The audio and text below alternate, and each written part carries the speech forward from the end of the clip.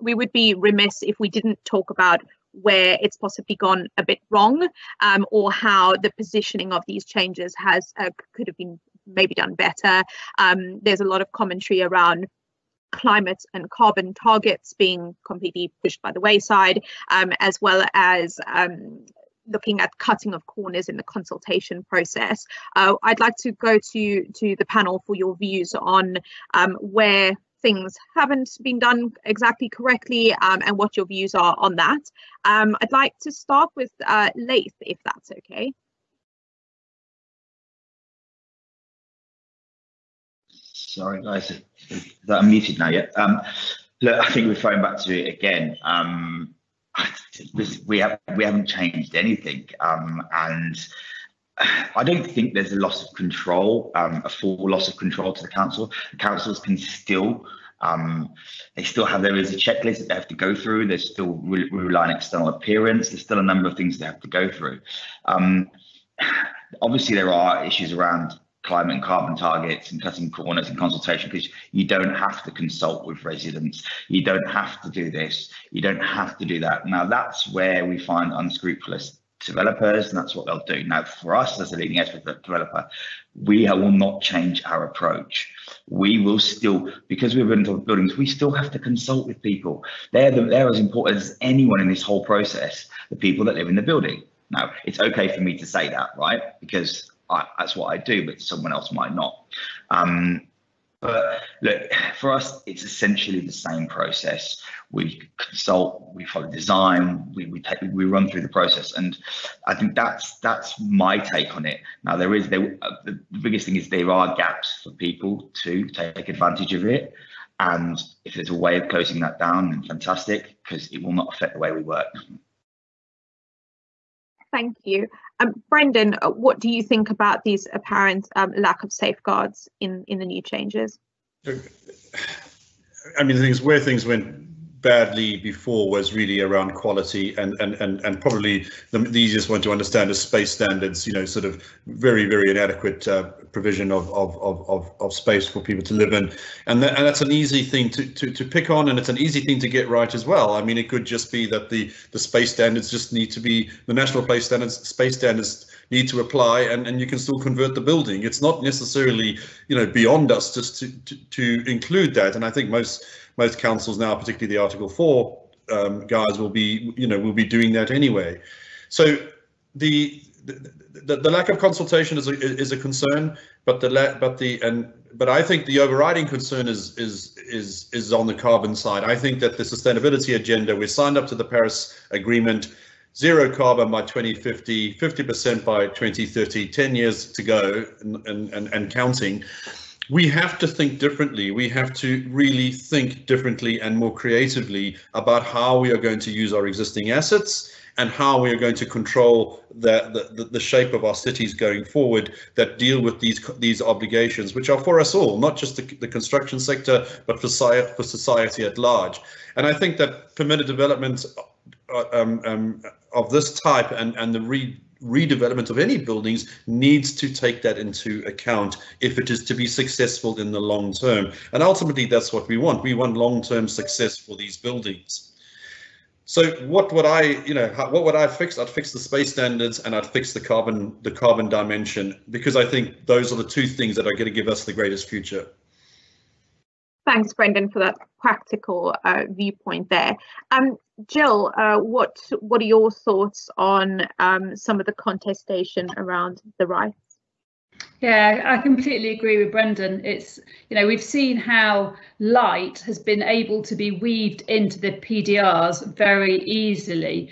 And so many people, so many professionals from all sides of the sector are calling for space standards to be included. You know, it seems to me simple to make a quick legal amendment to bring space standards into the developments, because it's so critical to quality. You know, I have a real drive promoting health and well-being in planning and in property, and we've seen through lockdown how important our accommodation is, and the size of that accommodation is critical. We've addressed light through this recent set of changes. Let's just get space sorted as well, because it's just a really, fundamental matter, and it's the people who don't have a voice who are more likely to be living in this accommodation. So those of us who do have a voice should be exercising it fully.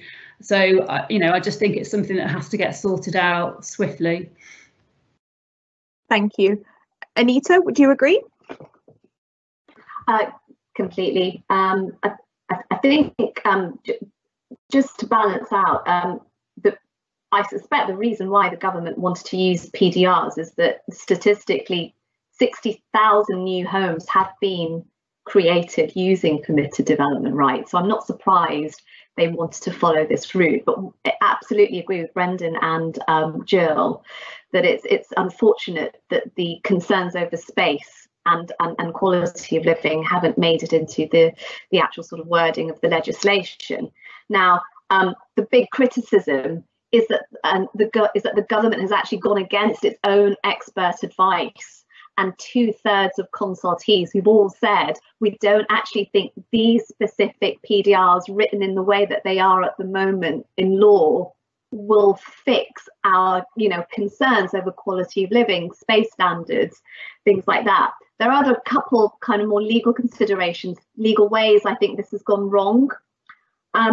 Just on a philosophical level, these permitted development rights, some commentators are saying it could hurt the delivery of affordable housing, because it kind of bypasses that planning requirement in big resi developments for affordable housing.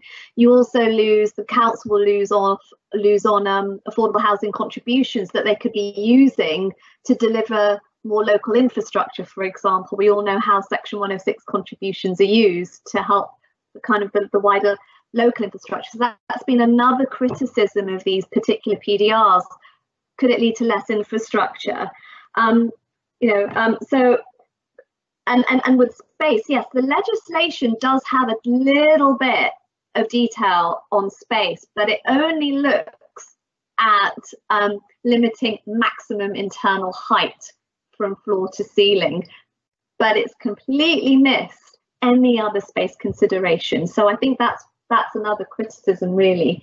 It could have been addressed through the legislation, but sadly it hasn't. Thanks, Anita.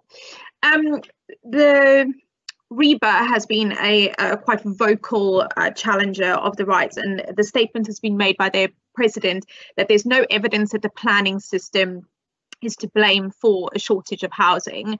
Can I just get the panel's view on a statement like that? Do you think it's accurate? Do you think it needs to be couched with something else? What are your thoughts around that? I will start with Jill, if that's good. I was going to suggest Brendan has that breadth of experience to give us a view from what the RIBA are going to be thinking. I think it's a really tricky one to answer. I think picking up on the quality of accommodation is just so critical, and the planning system is so important to make sure the development coming through is acceptable and suitable. So when we're hacking away at it, what are the consequences of that? They're really massive. So it's just such a complex beast. I'm going to pass across to Brendan, who'll probably have a much more eloquent answer. I'm not sure that I have a more eloquent answer, because I do feel that is a little bit of a silver bullet response from the RIBA. I think planning has played a part in some of the problems that we have, but then so have the architects, and so has the entire economy and the sector that we work in. Nobody is immune from contributing to some of the problems that we have, and everybody is obliged to participate in finding solutions. So I think his statement is a little bit inaccurate and a little bit too political for my liking, but that's sort of what we expect from the RIBA, I'm afraid. But I think what's important is that the professional bodies do really need to step up. They need to step up and make demands not just of their own members, but of the economy in which they're working, of developers, of contractors, and those who perhaps have cut corners at times, but also when local authorities are just being stubborn and difficult and not necessarily cooperating and trying to facilitate delivery. I think that needs to be challenged as well, and I think NIMBYism needs to be challenged too, because that's ultimately where a lot of problems arise from, where the community themselves, in a blindfolded kind of way, where they don't have to take personal responsibility, are creating problems that for the rest of society will have to deal with. So the singular nature of the statement from the RIBA is inaccurate, but there is a role for all of us. Thank you, Brendan. Laith, what do you make of that sort of viewpoint from RIBA? I think when you read it, you can see what the key element to take out is the shortage of housing. You know, everyone agrees we have a shortage of housing, and if there's a way that we can deliver more homes, and I think as Nita said, 60,000 homes delivered under permitted development, then if we can find a way to regulate it properly and deliver homes for people to live in, then fantastic. Why not? I mean, RIBA are always going to come out with big, bold statements because that sort of thing looks good on the front of a newspaper. You know, for me, there's shortage of homes, land is scarce. What do we want to do? Do we want to build on greenfield, or do we want to build on top of buildings? Oh, we shouldn't build on top of buildings, it's intensification. Okay, greenfield, we shouldn't be building on greenfields because it's greenfields. You know, NIMBYism, absolutely, all the way around. There's always going to be someone that is going to question development. And look, RIBA have come out with a bold statement, and hopefully it will come through sort of the consultation and the next process, and we'll all understand that actually there are more homes required, and if we can deliver them through permitted development, then it's obviously a good tool. Thanks a lot. Anita, do you think statements like this need a bit more qualification, especially in the press? I think as a lawyer, we always qualify, don't we, everything that we say. But sorry, coming back to RIBA's statement, I can understand why they said it. You know, clearly the driver behind it was a real concern for what happens to quality of life through these permitted development rights. You know, without the space standards, etc. You know, what happens when you introduce a new resi use into an industrial use? Is that into an industrial area? Is that right? You know, I can get why they said that, but absolutely agree with Brendan, Jill, and Laith. We've got to qualify that, because look again at the legislation. There are checks and balances. The government is trying. Yes, granted, it's not perfect. So I'll give you an example. One of the things that needs to go through prior approval is the developers actually have to submit details and an assessment, I'm just having a look at the wording here, of the impacts of introducing a residential use into a particular commercial or industrial area. So there is that check if there is a concern on that basis. But yes, the checks don't go far enough. So on balance, I agree with the spirit that it's not perfect, that it needs to be improved, but I don't think it's disgraceful, which I think is the word that was used. Thanks very much, Anita. Just picking up on something that Laith mentioned around competing rights between building out into different belts, and then also the densification or greater densification that is resultant of this vertical expansion. Can I just open up that topic for the panel to discuss their thoughts on what this means and how we can possibly mitigate kind of the more butting of heads? Jill, I'll start with you. Yeah, so I think a lot of the thought process around PDR, as we've already mentioned, is that the government almost grant planning permission for the principle of development and then go away and sort out the technical details between the applicants and the local authority. So, you know, I think this is a good thing that we are looking to intensively use our land better and more efficiently. If we can do it with the right checks and balances, that's what needs to happen, because there's, you know, all of us driving around our urban areas, I'm sure we can see a multitude of sites that can cope with more development. And I think we just need to be providing the right development, be taking communities with us, be taking the local authority with us, you know, providing the right kind of housing, because then it turns the dial down on all the massive opposition, because those opposing parties probably have got a good point to make on the bad end of the spectrum development. So if everyone's promoting good development that's improving communities, that's creating healthy cities, you know, people should and hopefully will start supporting that more. But it's because of this wide range of the development spectrum and the controversial nature of planning that everyone puts the stir in and stirs it all up, but actually we're only harming and affecting ourselves and our kids and our ability to function as a society. So I just think we all need to pull together massively and, you know, sort some of these problems out and start getting the right development through in the right places. So I'll have to turn my dial down on doing my Jill rant and pass over to somebody for another view. Thank you. Another good rant, and you're absolutely right. Anita, do you want to take the baton of the rant on?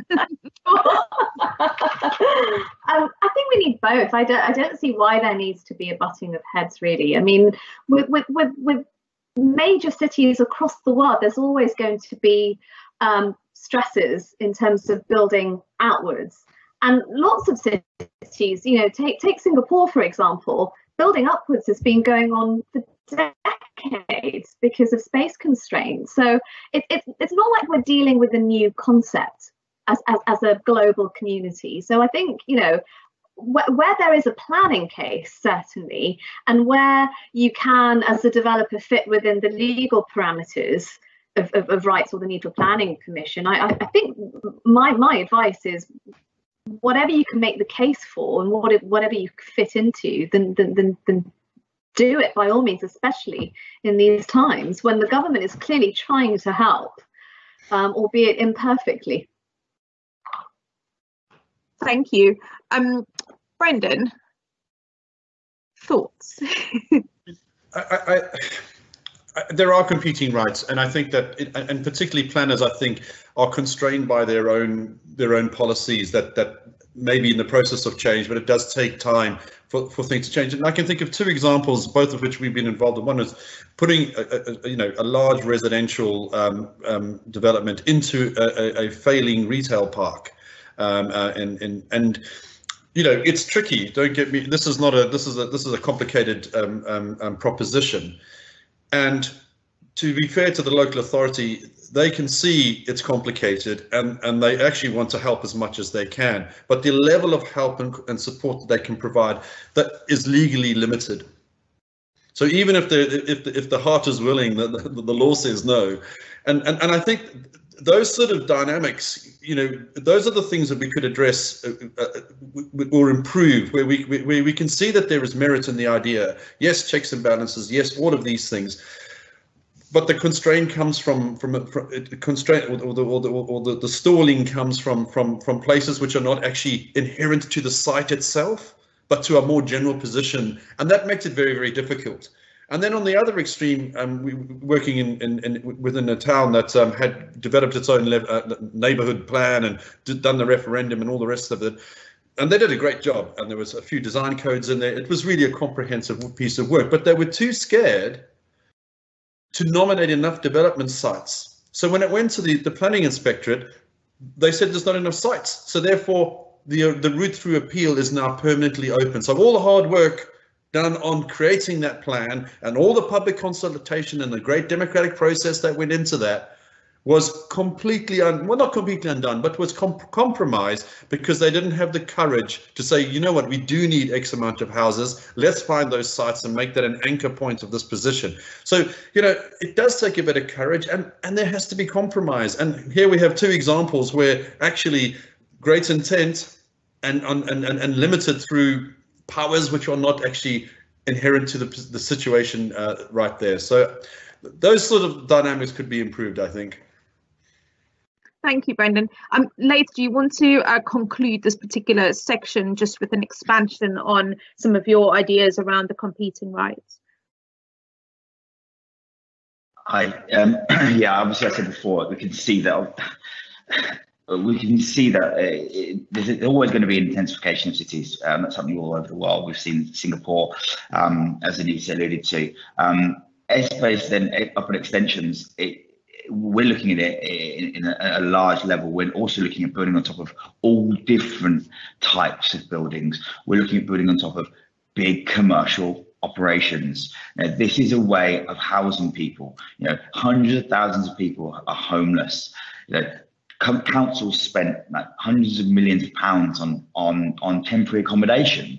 You know, there's a way we can build homes on top of existing buildings that councils own. We can do this on existing buildings that housing associations own to deliver affordable housing. It may not be a permitted development, but we can still do it. Now, once again, it comes back to NIMBYism. You're not really going to want someone to build a couple of stories next door to you, are you? Because you haven't got that. The same goes with Greenfield. If you're out and you're in a really nice little sort of country village and you've got it's a big field, no one wants to have 300 homes put there, especially when there's going to be affordable. You know, those horrible affordable people. That's what they say. But it's that balance and understanding that we're a growing population. We need to house people. We need to put people into homes for them to live. Now, some people want to live out in the fields. Some people want to live in the city. So we have to have that balance, and by intensifying somewhere like central London, I think it's a positive thing if it's done properly. If we follow all the protocols, we look at good design, space standards, daylight, sunlight, everything like that, which is what we do when we're an airspace developer. We make sure we do all of that, and we're working with a number of good planning consultancies and architects, and we know that. So look, that's my view, is as long as there's good design and it's good design led, then there shouldn't really be an issue. Karen, can I just quickly add two points just to follow up on Nathan Brendan? The first thing is that these permitted rights to build upwards, you can't actually use them on land that's got special designation. So you can't use them in conservation. They don't apply to listed buildings. So that, you know, in terms of greenbelt and things like that, you know, again, developers, just like we've all been saying all morning, do your checks first on special designations. The second thing is, a big criticism of these upward extension PDRs is that it's a way of bypassing local planning authority site allocations,